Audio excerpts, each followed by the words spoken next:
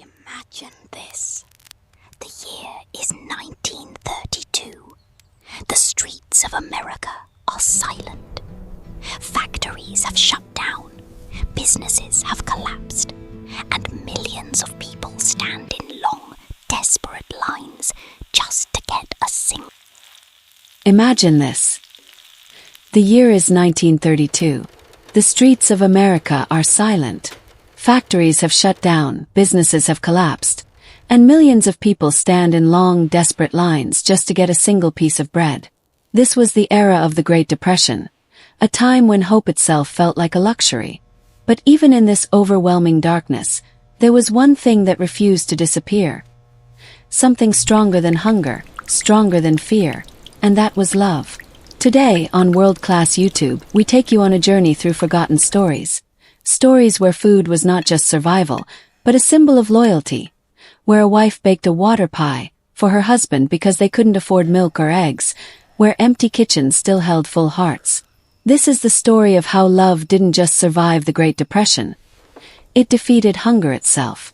1:30 to 5 o'clock, Chapter 1.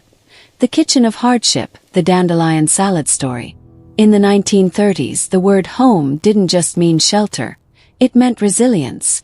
It was a battlefield where families fought every single day just to survive. Let me introduce you to Mary and John. These are fictional names, but their story is very real, just like thousands of others from that time. John had lost his job months ago. Every morning, he would leave the house with hope in his heart, walking miles in search of work. And every evening, he would return with empty hands and heavy silence. But Mary, she never complained. Instead, she adapted. Every day, Mary would step into their small backyard. There, growing wildly among the weeds, were dandelions. Plants most people considered useless. But to Mary, they were survival. She would carefully pick the leaves, wash them, and prepare a simple salad using a bit of vinegar and whatever seasoning she could manage.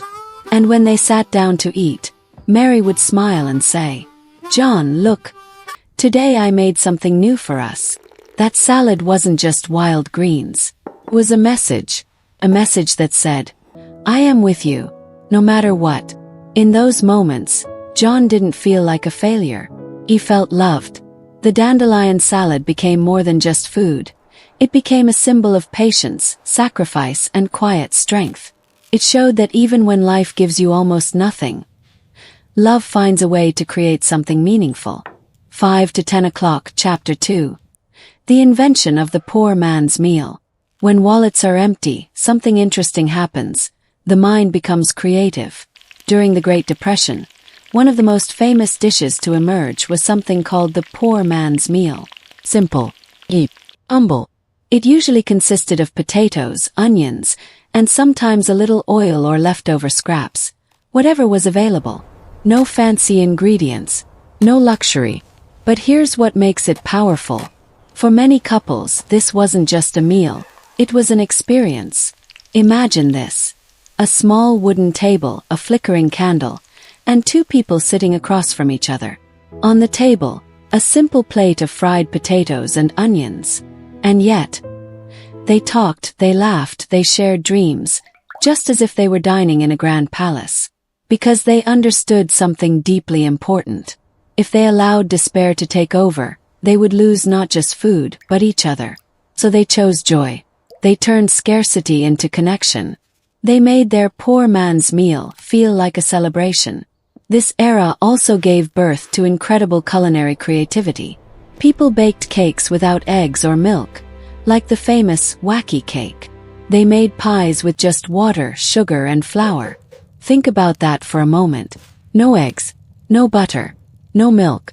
And still, they made dessert.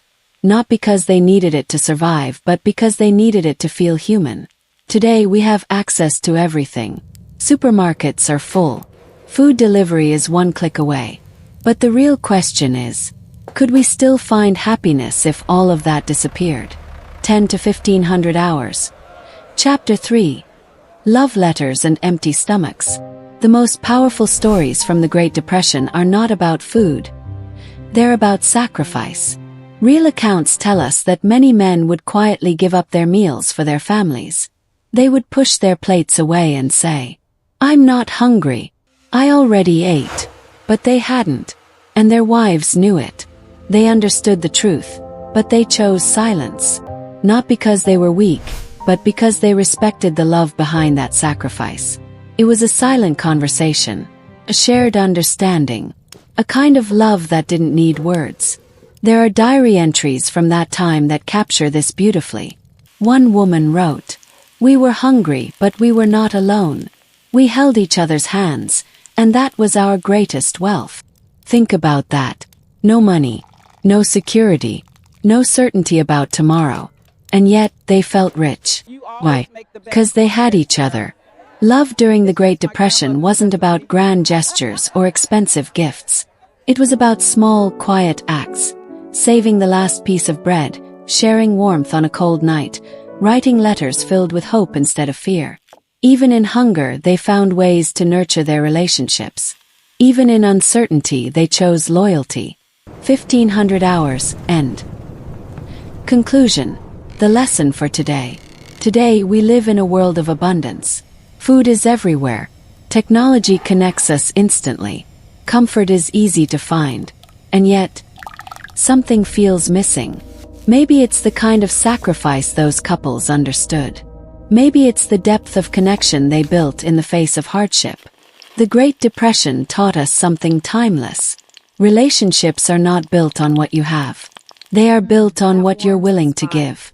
Those couples didn't have perfect lives. They didn't have stability or wealth, but they had commitment. They had patience.